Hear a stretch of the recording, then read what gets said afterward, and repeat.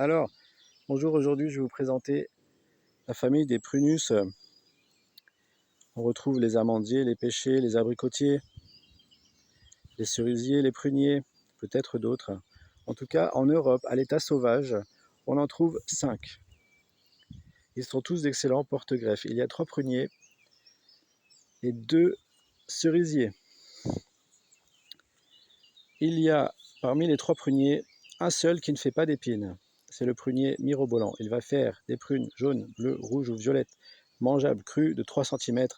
C'est le seul qui fait des fleurs possiblement roses et par groupe solitaire ou deux. Il va faire des groupes de 1 à 2 fleurs et plutôt éparpillées sur l'arbre. Ils vont tous faire plutôt des fleurs éparpillées sur l'arbre. Donc, les 2 autres font des épines. Il y en a un qui fait des grandes épines de plus de 3 cm et l'autre qui fait des petites épines et en plus petit nombre de moins de 3 cm.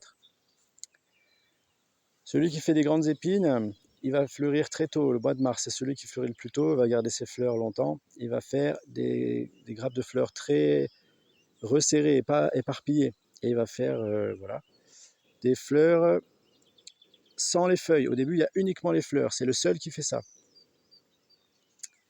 Voilà, le dernier prunier, ben voilà, hein, vous savez comment reconnaître. Hein. Il va faire des prunes bleues ou jaunes.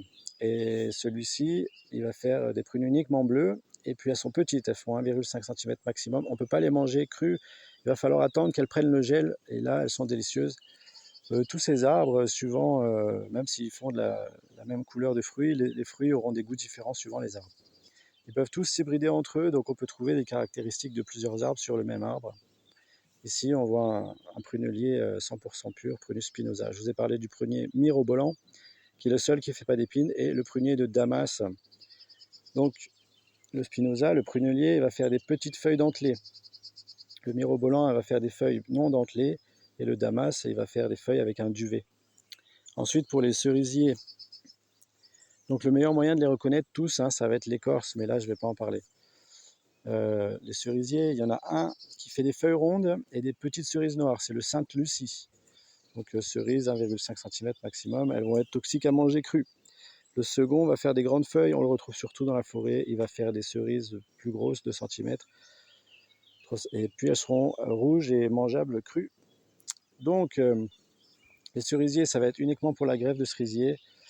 Les autres, on va pouvoir greffer pêche, abricot, peut-être autre chose, sauf celui-là, le prunelier, uniquement pour la prune.